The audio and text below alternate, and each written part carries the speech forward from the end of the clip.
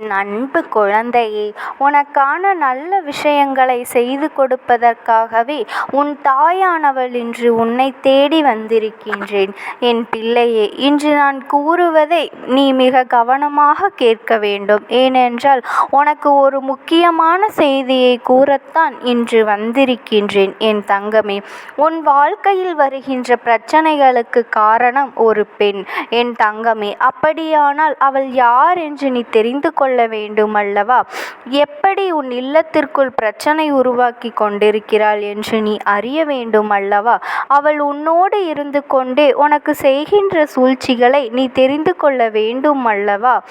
அது மட்டும் அல்லாமல் அவள் யார் என்றும் அவளினுடைய பெயர் என்னவென்றும் அம்மா உனக்கு தெளிவாக சொல்லிவிட்டால் நீ நிச்சயமாக அவளுடைய புகைப்படம் என்னவென்பதை தெரிந்து கொள்வாய் அல்லவா? அதனால்தான் இப்பொழுது உனக்கு இதனை சொல்லிவிட வேண்டும் என்று உன் அம்மா நான் ஓடோடி வந்திருக்கின்றேன்.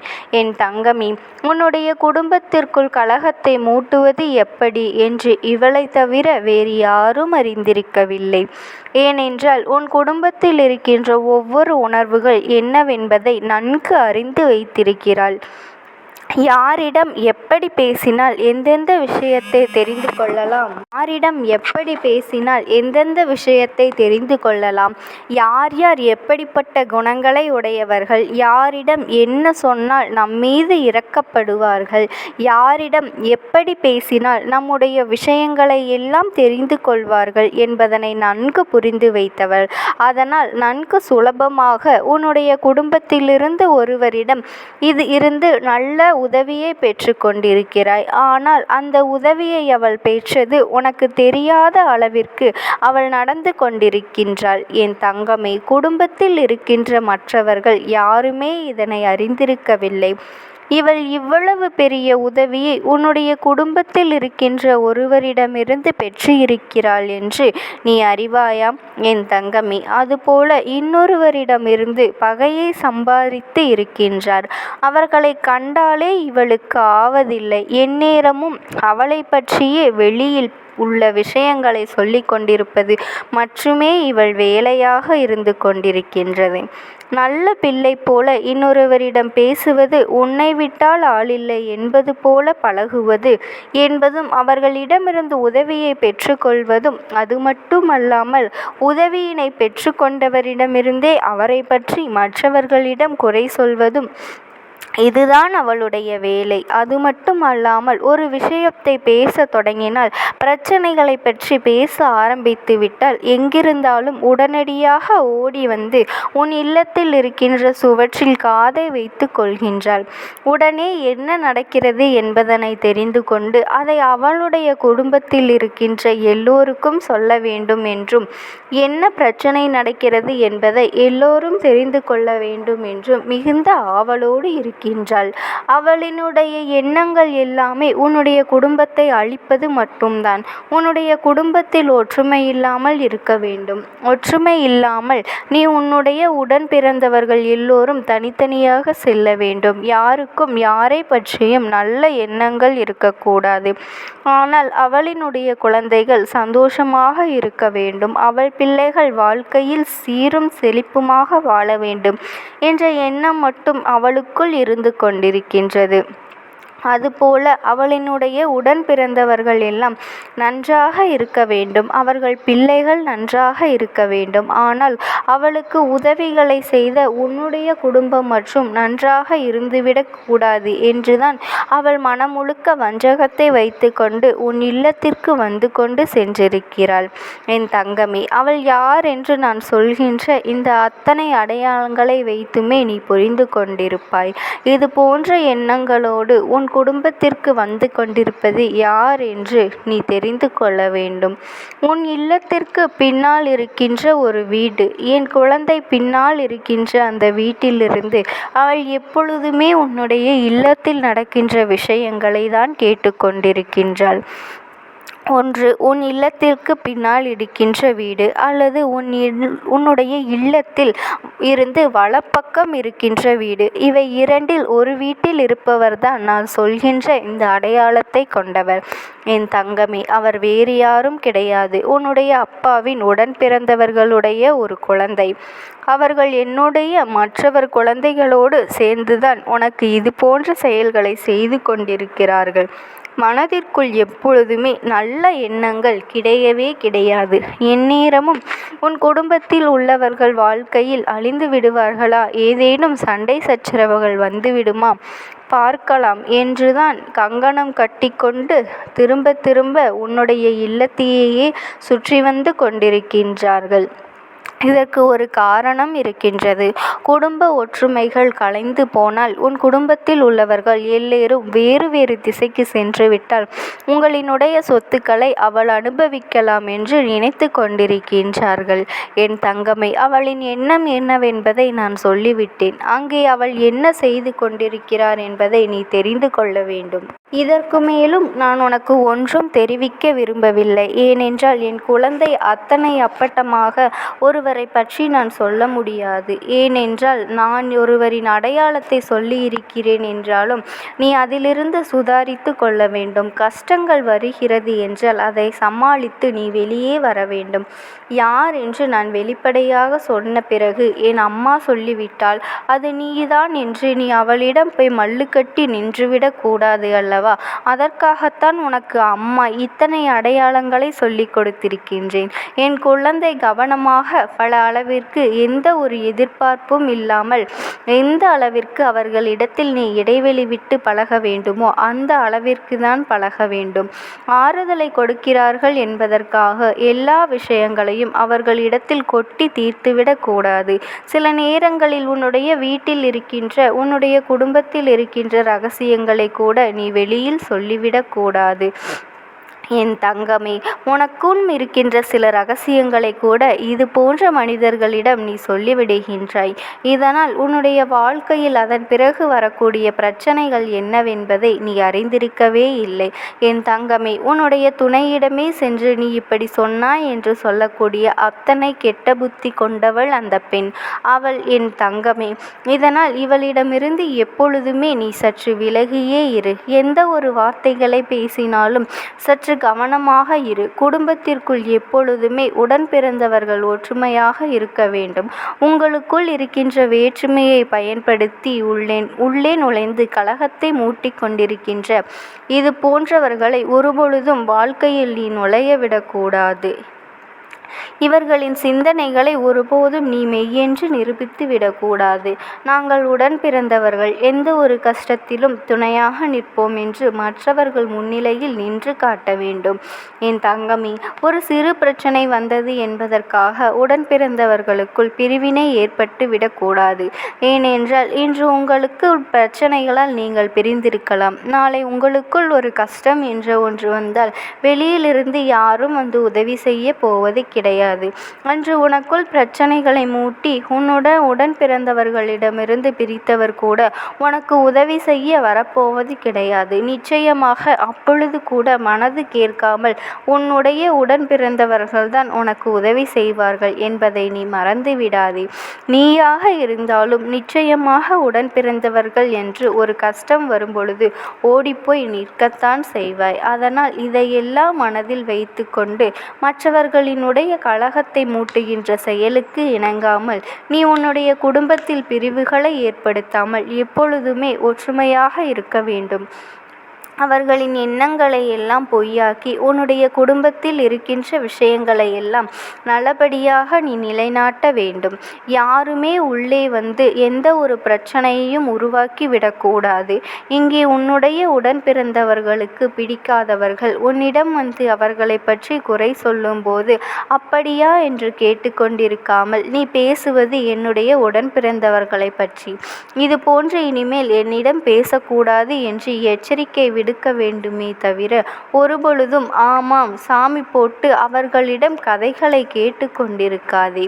அது மேலும் அவர்களுக்கு நீ உன்னுடைய உடன் பிறந்தவர்களை உன்னிடமிருந்து பிரிப்பதற்கான மிக முக்கியமான செயலாக எடுத்துக்கொள்வார்கள். உன்னுடைய உடன்பிறப்போடும் உனக்கு ஒற்றுமை இல்லை என்று அவர்கள் புரிந்து கொள்வார்கள். என் தங்கமே, வீட்டிற்குள் 1000 பிரச்சனை இருந்தாலும் வெளியில் வருபவர்களுக்கு ஒருபோதும் இதனை தெரிவுபடுத்த கூடாது. ஏனென்றால் அவர்கள் இதைத்தானே அவர்களுக்கு பகடைக்காயாக பயன்படுத்த நினைக்கின்றார்கள். என் அன்பு குழந்தையே, எப்பொழுது நீ மற்றவர்களுக்கு நன்மைகளை மட்டுமே செய்து கொண்டு உன்னுடைய வாழ்க்கையில் நடக்கின்ற நல்ல விஷயங்களை மட்டுமே நீ கவனித்து கொண்டு இருக்க வேண்டும். இந்த தாயானவளினுடைய ஆசீர்வாதங்கள் உனக்கு எப்பொழுதுமே இருக்கும். உனக்கு எப்பேற்பட்ட இக்கட்டான சூழ்நிலை வந்தாலும் என் நாமத்தை மட்டும் நீ மனதார உச்சரித்து கொண்டு இரு. உனக்காக எப்பேற்பட்ட நேரத்திலும் நான் உனக்கு துணையாக வந்து நிற்பேன். ஓம் சக்தி.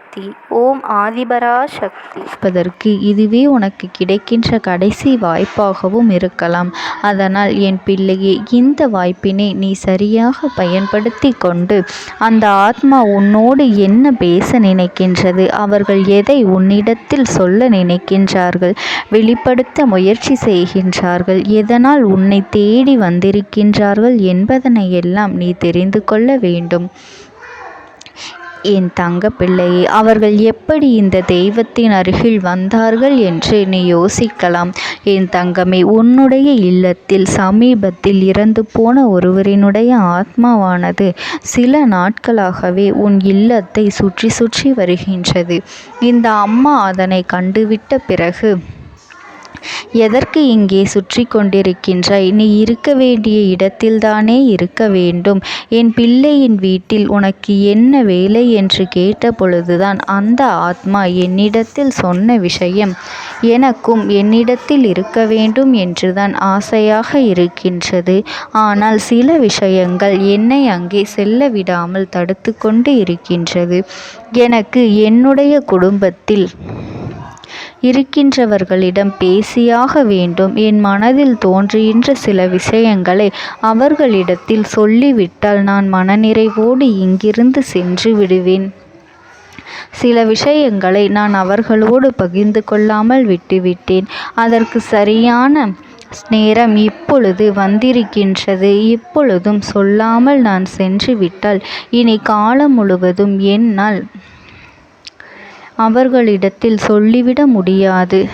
இதற்கு நீங்கள்தான் துணையாக நிற்க வேண்டும் அம்மா என்று என்னிடத்தில் வாய்ப்பினை ஏற்படுத்தி கொடுக்க வேண்டும் என்று கேட்டது. என் தங்க குழந்தையே, இப்படி இருக்கும் பொழுது அவர்களிடத்தில் சொல்லிவிட முடியாது. அந்த வாய்ப்பினை ஏற்படுத்தி கொடுத்து என் வீட்டில் உள்ளவர்களிடம் பேச வைக்க வேண்டும் என்று என்னிடத்தில் கோரிக்கை வைத்தது. என் தங்கமே, இப்படி மனதிலே எந்த கெட்ட எண்ணங்களும் இல்லாமல் உன் குடும்பத்திற்காக பேச வேண்டும் என்று கேட்ட ஆத்மாவிற்கு நான் அந்த வாய்ப்பு வழங்குவது தானே முறையாக இருக்கும். அதனால் இந்த அம்மா அந்த ஆத்மாவிற்கு அந்த வாய்ப்பினை கொடுக்க முடிவுகள் செய்து இப்பொழுது உன்னோடு பேசுவதற்காக வரவழைத்திருக்கின்றேன். என் பிள்ளையே, அந்த ஆத்மாவானது உன்னிடத்திலே என்ன பேசுகின்றார்கள் என்பதனை நான் என் மூலமாக உன்னிடத்தில் பேசி சொல்கின்றேன். இந்த அம்மாவிடத்திலிருந்து தான் அவர்கள் மனதில் பேச நினைப்பதை எல்லாம் பேச முடியும். என் தங்கமே, நேரடியாக ஒரு ஆத்மாவின் குரலை உன்னால் அத்தனை சுலபமாகவெல்லாம் கேட்டுவிட முடியாது. இந்த அம்மா அதற்காகத்தான் இன்று இந்த உதவியை செய்கின்றேன். என் குடும்பத்தில் இருக்கின்றவர்களிடம் பேச வந்திருக்கின்றேன். உங்கள் எல்லோரையும் நான் இனி காணவே முடியாது என்பதனை நான் உணர்ந்து கொண்டேன். என் வாழ்க்கையில் நிறைவாக இருந்து என்னால் உங்களுக்கு கஷ்டங்கள் வந்தாலும் உங்களால் எனக்கு எந்த கஷ்டங்களும் இதுநாள் வரையிலும் வந்தது கிடையாது. நான் நினைத்தது போல இந்த வாழ்க்கையை அத்தனை சந்தோஷமாக வாழ்ந்து கொண்டுதான் இருந்தேன். என் குடும்பத்தில் இருக்கின்றவர்களிடம் பேச வந்திருக்கின்றேன். உங்கள் எல்லோரையும் இனி நான் காணவே முடியாது என்பதனை நான் உணர்ந்து கொண்டேன். உங்களோடு இருந்த இந்த காலகட்டம் குறைவாக இருந்தாலும் நான் எனக்கு கிடைத்த சந்தோஷங்களும் மகிழ்ச்சியும் ஏராளமாக இருந்தது. அதனால் எனக்கு எந்த ஒரு கவலையும் இதுவரையில் இருந்ததே கிடையாது. நான் நினைத்தது போல இந்த வாழ்க்கையை நான் சந்தோஷமாகத்தான் வாழ்ந்து கொண்டு இருந்தேன். ஆனால் இவ்வளவு காலம் எனக்கு சீக்கிரமாக என்னுடைய ஆயுள் முடிந்துவிடும் என்று எனக்கு முன்பே தெரியாது. அது தெரிந்திருந்தால் நிச்சயமாக என் மனதில் இருக்கின்ற அத்தனை விஷயங்களையும் நான் உங்களிடத்தில் சொல்லியிருப்பேன். ஆனால் எல்லோரும் நினைப்பது போலத்தானே நானும் நினைத்திருந்தேன். எனக்கும் இந்த உலகத்தை விட்டு செல்ல வேண்டும் என்ற ஆசை கிடையாது. மற்றவர்கள் சொல்வது போல எதற்காக பிறந்தோம், நாம் ஏன் பிறந்தோம் என்று ஒரு நாளும் நான் நினைத்தது கிடையாது.